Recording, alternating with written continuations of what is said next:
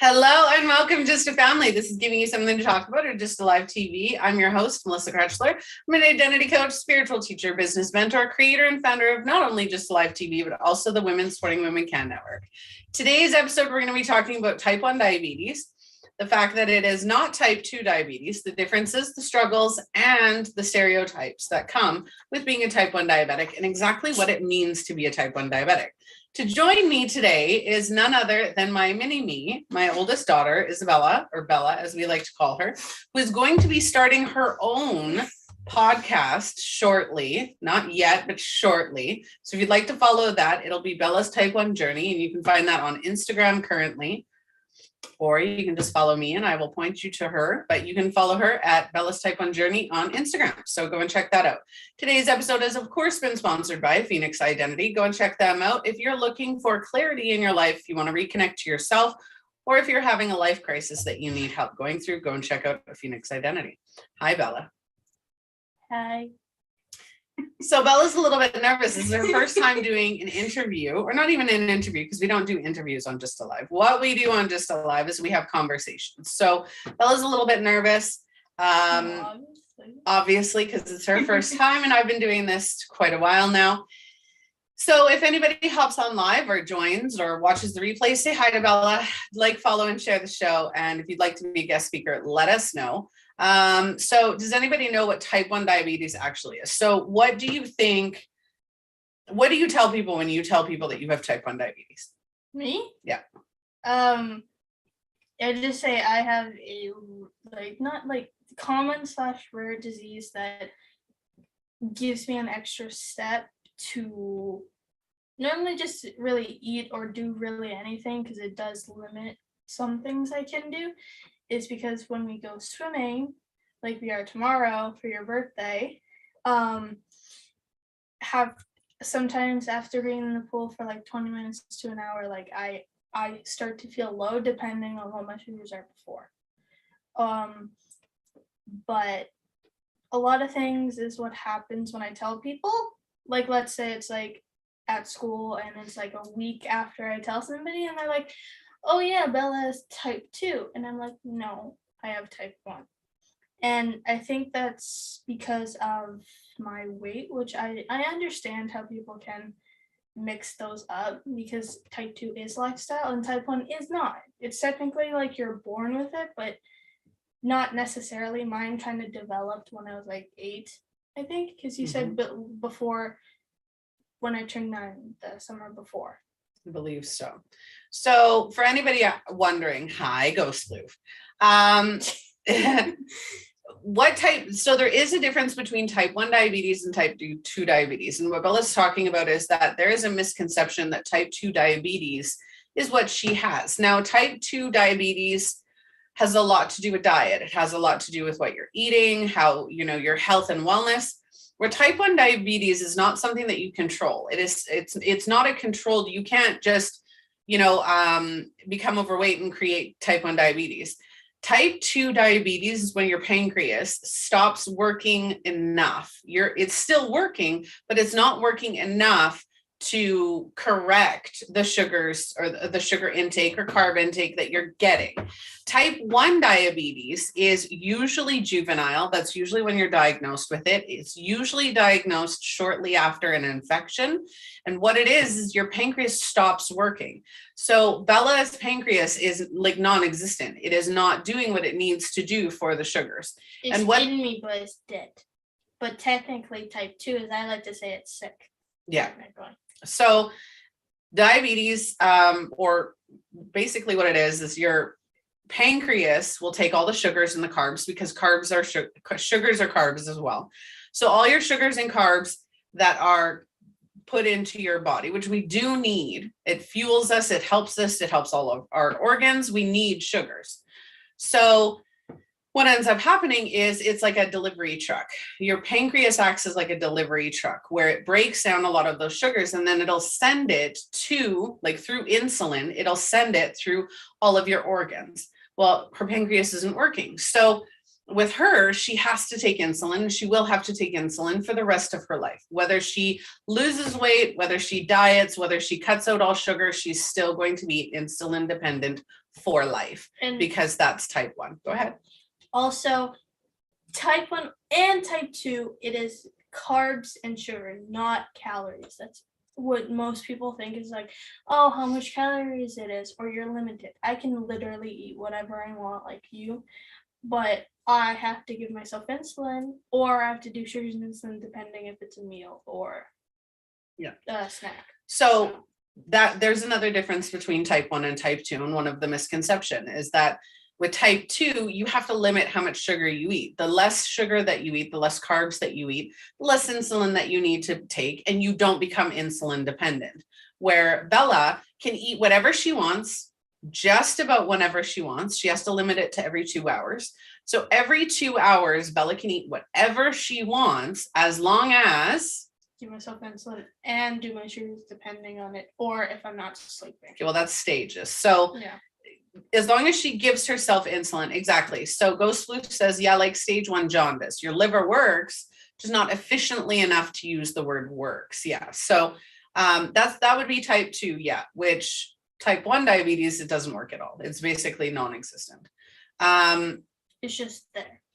So that is one of the misconceptions. Now, if Bella ever goes out or goes to parties, it has nothing. She can go to parties, she can go out, she can eat whatever she wants, as long as she counts the carbs, and which are sugars as well, as long as she does the carb content. Now, I wonder if this has it. Yes, it does. So as you might be able to see, so down here, it says carbohydrates, right? And glucose. So your fibers are in there and your sugars are in there. So that will be where it tells you whether or not it has sugars. And sugar is actually in the carbohydrate section because it is a carbohydrate. Some of these say a carb, but to be honest, it technically really means nothing. But one thing to notice, if you do have type 1 diabetes like me, these and the fruit to go ones like this are amazing. They have no carbs at all. Not the fruit to go, the Mios? Yeah, I think that's what they're called. Like the Crystal Lights, the water additives. There are water. Now, there's another thing with sugars. So with sugars as a diabetic, type 1 or type 2, different sugars affect different people different ways. So there is a Nestle water brand where it's flavored water. There's no sugar added. It is literally just flavored water. But it raises her blood sugars because whatever additive they put in there that is a sugar replacement is actually her body treats it as if it's full-blown sugar. Yeah, and apparently I'm a lot different than most type 1s. Apparently Some can't have. I've heard of type 1 and type 2 diabetics who can't have certain foods. So pineapple is one of them that I've heard that some people can't have, where Bella can have it. And it's learning what foods and what drinks affect your body in different ways. Now, what are some of the stereotypes that you find, or what do you find irritating about it being a type 1 diabetic and other people? Like how other people say it, or like how do they like jokes about it, kind of stuff? Well, what bothers you about being a type 1 diabetic? In school this year, and I think last year as well, a lot of people would make jokes about type 1 and type 2 being super similar, or like, oh, if you like, people would make or watch TikToks or whatever, or make jokes about like, oh, if you eat this much sugar, instantly diabetes. And it just makes me, to be honest, kind of mad, but also they also don't know how it feels at the same time. So joking around about something that they don't have, to be honest, I feel like they kind of deserve karma for that, because they don't actually know how hard it is, even though saying I can do literally anything, it is also hard. Well, at the same time, I've taught you better than saying that they deserve karma. Yeah. What it is they don't understand. And, for teens, especially being a teen, right? Bella was diagnosed with diabetes at 9 years old. So she's had it for 4 years now. Yes. Almost. No, 3 years. So right before she was 9, she was diagnosed with diabetes. So 8 years old, she was diagnosed with diabetes. And it's been a 3-year journey already. We've had a lot of ups and downs, and it is a lifestyle change. You do have to make changes because Bella can't just go and eat whatever she wants. She has to check her sugars, take her insulin.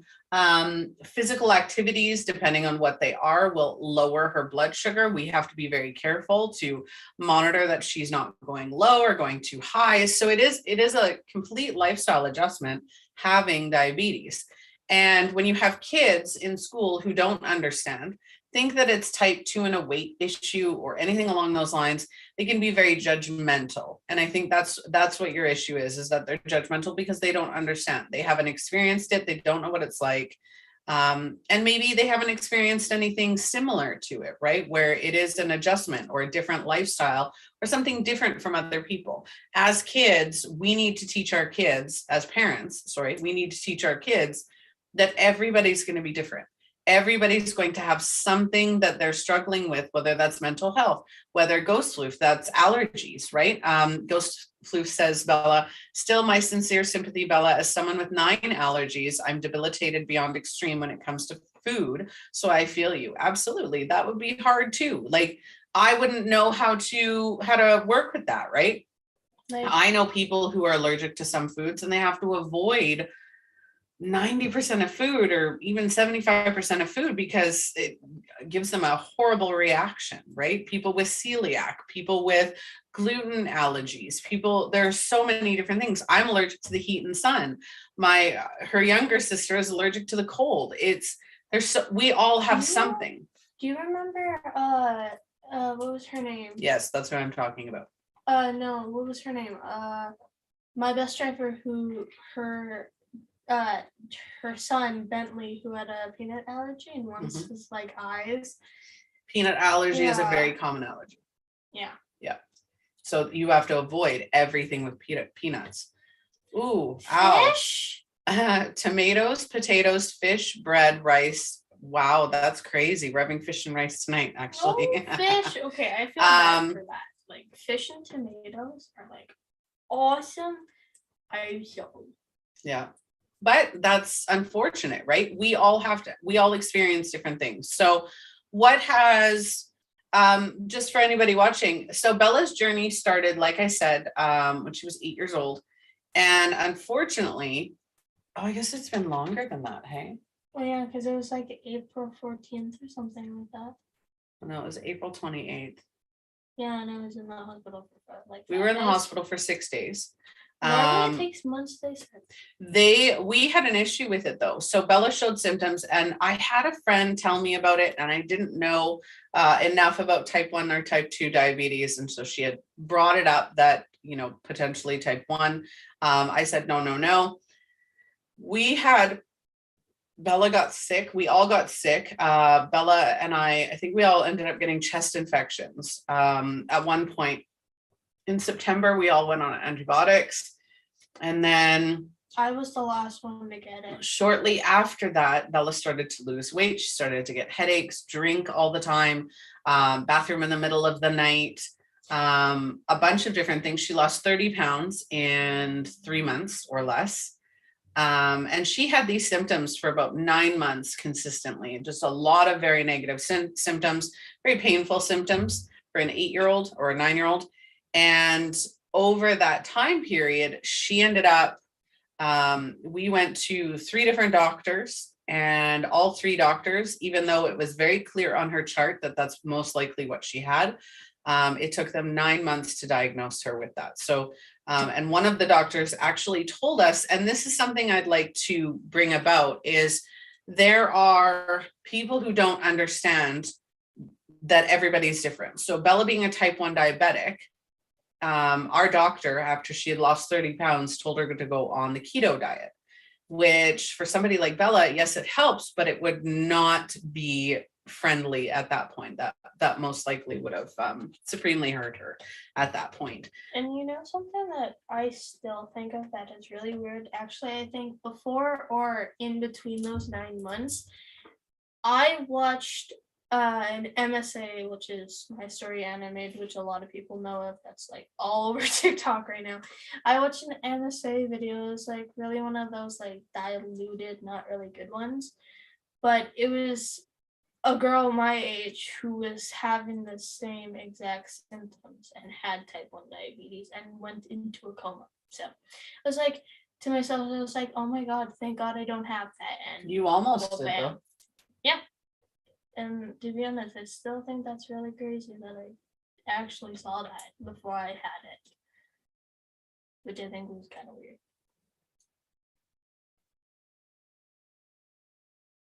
You interrupted my rant. Okay, start again. I'm sorry. Kids, I tell you. The hate is worse, okay? Yeah, well, we're in the middle of a show, though. You can't interrupt my rant when I'm in the middle of a show. It does not work. When I'm on a tirade, it'll float away. So what I was saying is, as Bella was being diagnosed, her doctor did try to tell us to put her on the keto diet.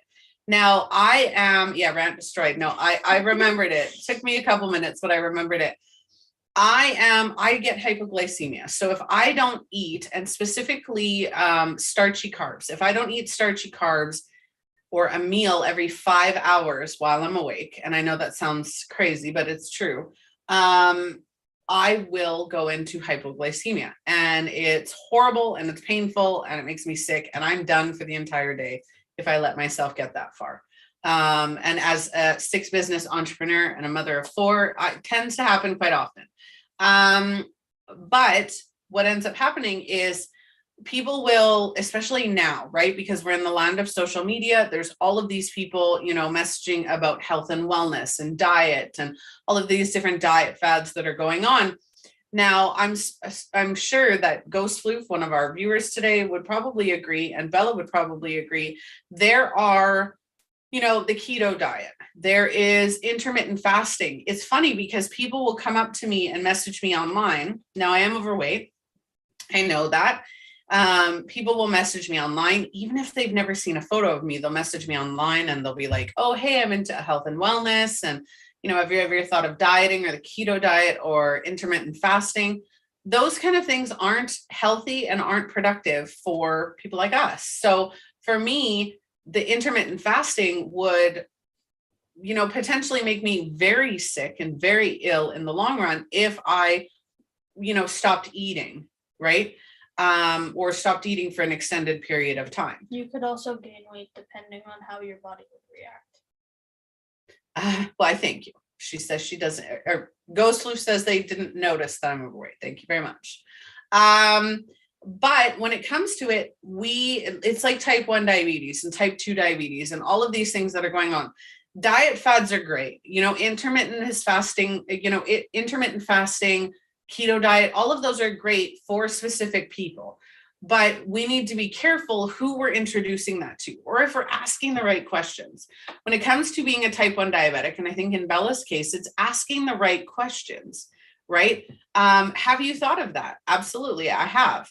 Would it work for me? No, it wouldn't work for me. And, when they ask why, it's keto and fasting is like telling an obese person to do HIIT treadmill training. Yeah, you can't, right? I don't like them. I know a lot of people, have that, but I also have a heat allergy. Part of that heat allergy is if I raise my internal heat temperature, I can go into anaphylactic shock. So exercise does that, adrenaline does that.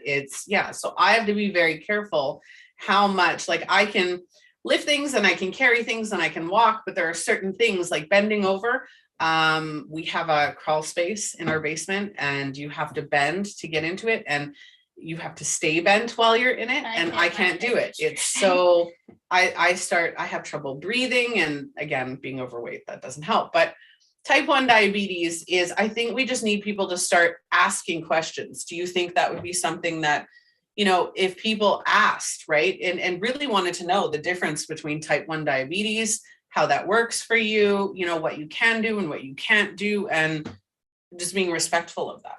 Yeah, I'd just rather, like, let's say, I'm not going to use their real name. Let's just say, just people, Bella. Let's say somebody in my class, went, hey, can I ask you a couple of questions just to, understand it? Like, I would love to answer, because then I don't, so they actually, kind of decently understand before just like saying stuff about it, to be honest. Yeah. And how you said with the keto diet and all that, if you're a person who's able to do that and it fits your body, great, awesome. But for me, I don't think I want to go on a diet. I would probably rather cut out a few foods or like limit a little bit what I eat and like do what I normally do, is like go on walks, hang out with friends, or swimming. Me and my family love swimming. If you win the lotto, like you say you really want to do, I'm either going to get Oprah status rich by having this show and all my businesses, or I'm going to win the lottery. Hopefully today or tomorrow, because my birthday is tomorrow, and why not win my lottery or win the lottery for my birthday? Fingers crossed. But we would love an indoor swimming pool so that we can swim year round. We don't have a swimming pool right now, but that's idealistically, I'd love to have an indoor pool where we could swim all the time. And that would be, for me, for somebody who has that anaphylaxis to exercise, I have to take it very slowly. But I do find that when I am active, I do shed the weight a lot faster. So having an indoor swimming pool. It would definitely be better for me to do that, and then I'm just like go on a diet, because for me diets just like to me they don't sound right for me. They could sound right to other people. We do need to cut a couple things out. Yeah, so definitely. I need to cut Pepsi out, which granola bars for Dad. And having junk food at every meal for you, just about. Yeah. I don't always. I do at least have one fruit a day. Mm-hmm. You have been saying we have been eating healthier other than yesterday with our Burger King. Well, yeah, if you guys, but yeah, that's only because Dad wanted Whoppers, but. Well, yeah, and also we went to go see my brother's and Sierra's new apartment. We went for a drive. We went to Walmart, and we did a lot yesterday. So. We did. So. It was technically almost 8. So like, why not? So. Being a child diagnosed with type 1 diabetes, what do you think was the hardest parts for you? To be honest, being judged just for like, when I was diagnosed, I started watching Alexa and Katie. It's an awesome show. I'm really sad they stopped it, but it was about a girl who definitely like 15, but like. But that was a different scenario. What I'm trying to say is like, it was hard for her to like tell people it, so she wouldn't get judged and just seen for the cancer. And I feel like that's how it kind of started off. But like after I started telling people, I think it got easier, but that was probably the hardest part about it. Do you think that comes down to people not knowing the difference between type 1 and type 2? Yeah. Because more of the judgment comes with type 2 because it's lifestyle created. Yeah. Not always, but majority of the time it is lifestyle created, right? Mm-hmm. Where type 1 is not. Kind of like genetics or something. Mm-hmm. So what about with you? Not with, other people or their concerns, but what was the adjustment period having type 1 diabetes? What was that like for you? Like how did it affect your life or impact your life at first? At first, I was to be honest kind of happy, but also kind of sad about it. I was like, yay, I got something else in my life. But I was like, oh no, it's health-wise. It's also not good. I thought it was. You remember how you and Dad got the phone call and I started bawling because I thought I was gonna die. To be honest, that was probably the worst part about it. But after the hospital we went to first, and then we went to Grand GP, that made it a lot easier because they were nice and all that. It did impact me in a way that I see things differently now, but overall I think it was a good thing that happened in my life. I see myself differently, at least a lot of people actually. I'm Googling something. Searching so it on Google. Yeah. You're cheating. Don't cheat on the test. So I'm looking at diabetes sugars, Canada versus US, because I know that in Canada, the numbers are different than they are in the US. So I wanted to just highlight that for a minute. So Bella's sugars were higher. And the reason why we were so worried about it when she was first diagnosed is because Bella's blood sugars were at 36 the day she was diagnosed with diabetes. So they were exceptionally high. And they were borderline keto, diabetic ketoacidosis, which is DCA or DKA. DKA is what happens when her blood sugars go too high, and that is potential coma. If it goes too low, she has another potential coma.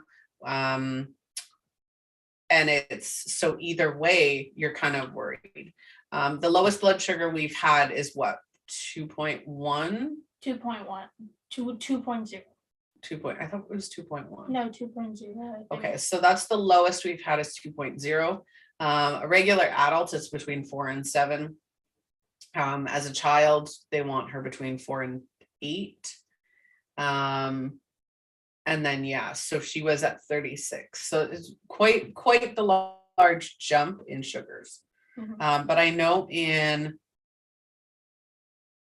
the US, here we go. So the most annoying thing about having diabetes when you have your period, oh my God, my sugars, I was at 24 the other day.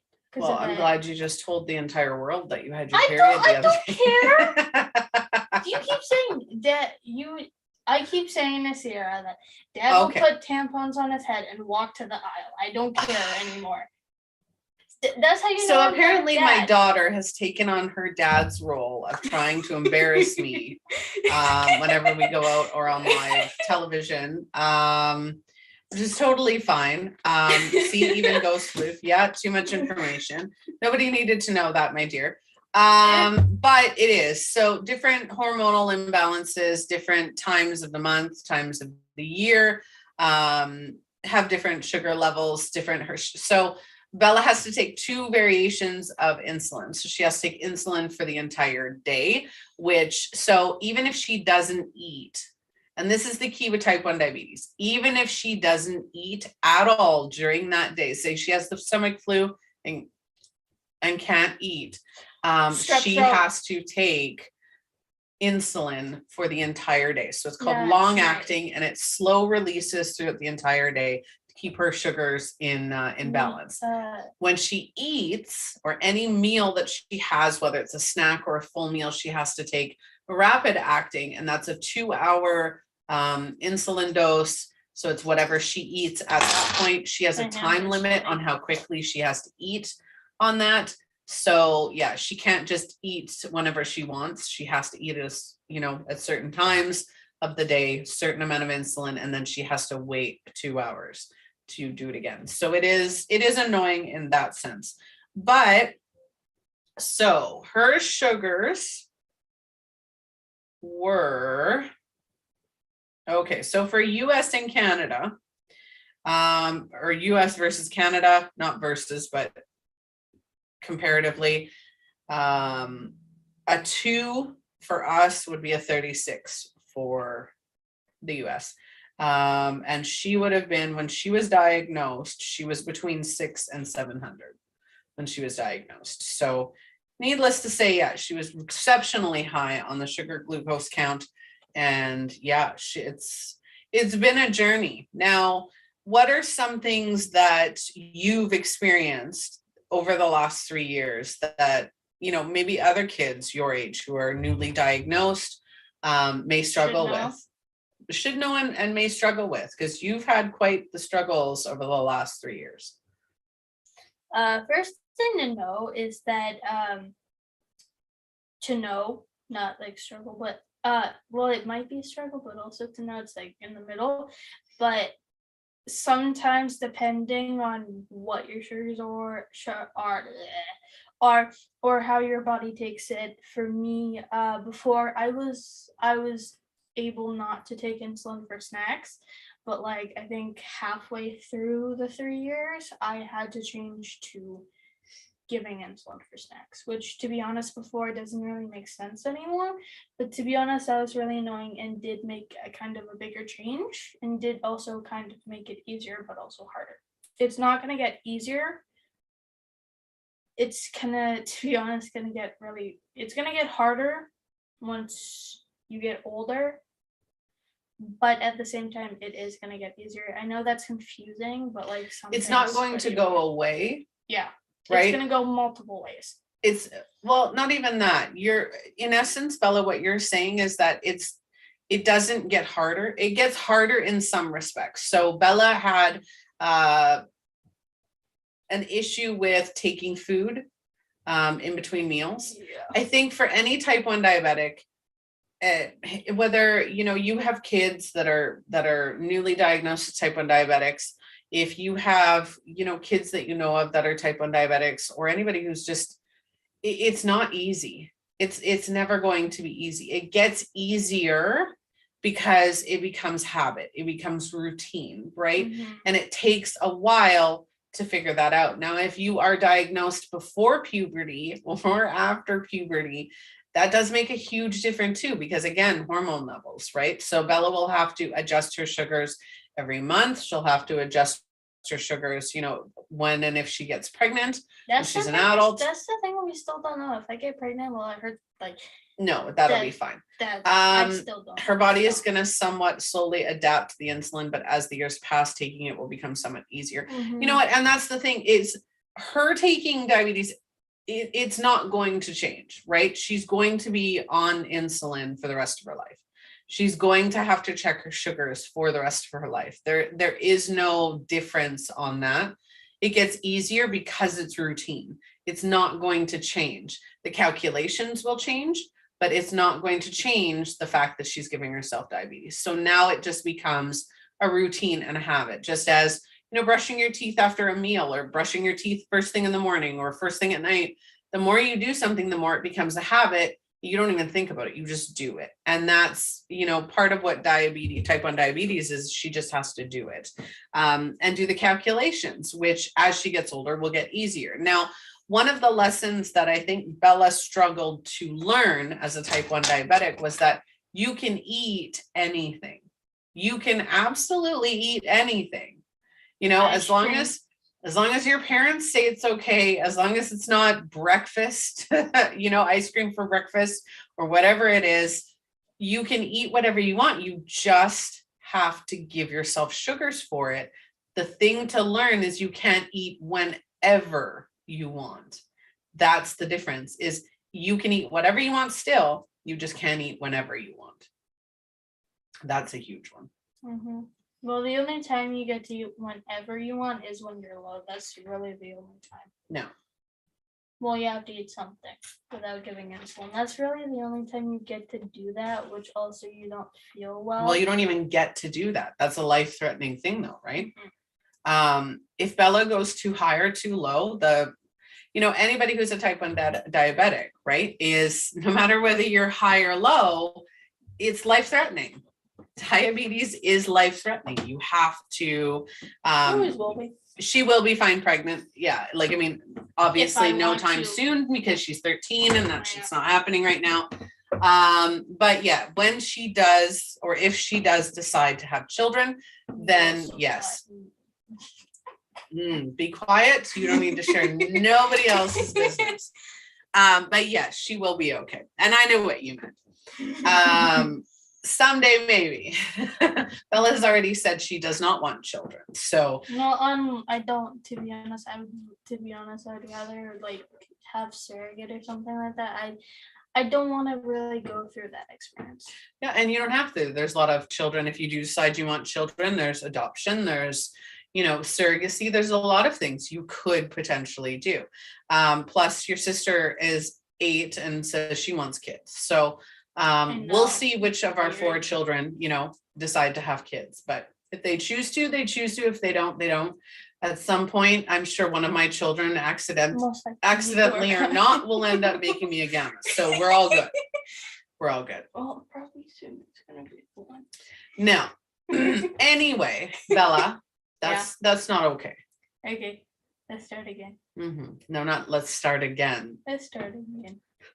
Weirdo. Where do you think I get it from? You guys? Me. Well, yeah. And your dad. And where do you think Kyle got it from? Okay. Dad. That's a weirdo. Dad's a weirdo, but okay. Anyway, I think that's just about the end of our episode today. We're not going the full hour. I don't think you can handle the full hour. No. So is there anything else you'd like to share on today's episode? And for anybody watching, Bella will be starting her own podcast called Bella's Type 1 Journey. She'll be talking about what it means to be, a type 1 diabetic, the things that she goes through. It definitely is. So Ghost was saying, the TMI is going to reach a limit. Absolutely it is. She doesn't know when to I do, but I don't. Yeah. I do, but I don't choose to most of the time. She's a lot like our mother. I have a TMI problem. But anyway, Bella's going to be starting her Bella's Type 1 Journey. You can find that on Instagram currently. She will be she's going to start posting different diabetic memes and stuff like that on her Instagram app. Plus, she will be posting when she is ready to do her type 1 diabetic journey. I think we will be doing it together for a little bit, just until she gets used to it. And then she'll be taking over on her own and highlighting her journey as a teen. She just turned 13, so she got a lot more years as a type 1 diabetic, going through a bunch of stuff. Until I'm 18. It's like, oh my God, the time's going so fast. I know. All right. Well, thank you all for watching. If you have any questions, please feel free to reach out to either myself or Bella. You can do so. Anything else to say? What do you want to say? For soon, depending what happens with our clinic, for like the pumps, Dexcom and all that, I've seen people on TikTok and all that saying I've seen like one or two saying like I don't want to do this, but I want to do this. Like, if you're underage minor, like, you technically don't fully control what you do with your diabetes, because you also help me as well. So I don't fully control everything I do with it. If you don't want to do something for your diabetes, it is technically like your choice, because it's your body. Like, I still don't know if I want to try the Dexcom. I am terrified of a pump, to be honest. I don't want you trying the pump. I don't think the pump will be for you. But like, I do, but I don't want to try the Dexcom. But like you said, it's my choice when I start it. But technically I can't right now because money. Anyway. But it's not money, it's coverage, Bella. Well, I'm sure everybody, no, it's coverage. Well, I don't For know. some reason, they're choosing not to cover it. And I have to call them and yell at them. So anyway, thank you very much for watching. What Bella's trying to say is use your voice. Whether you're underage, whether you're an adult, use your voice. Make sure your parents hear you. Do it in a respectful way. Absolutely. If Bella comes to me and says, Mom, I'm really not comfortable, then absolutely I'm going to listen to her. Now, if I can convince her otherwise, because I think it's for her greater good, then I will. But again, make sure your voice is heard. At you, so. Make sure her voice, your voice is heard. That is very important, to have your kids' voices heard, because it is their body. It is their life. They are unique individuals. They are not your toys. So. Well, you technically are my toy. Oh, my mind somewhere else. And the gross. Okay, too much information. All right, gross. Love you dearly. Not gonna happen ever. Okay, anyway. Good night. I hope you all have a wonderful morning, afternoon, or evening, wherever and whenever you are watching. If you'd like to connect with Bella's Type 1 Journey, you can find her on Instagram. Like, follow, and share the show, and wait for the podcast where I get to beat her up on the podcast for too much information. So go and check that out. I don't know. Okay. I don't know. Lots of love to the family. I hope you have a wonderful, again, morning, afternoon, or evening, depending on when and where you are watching. And like, follow, and share the show. Talk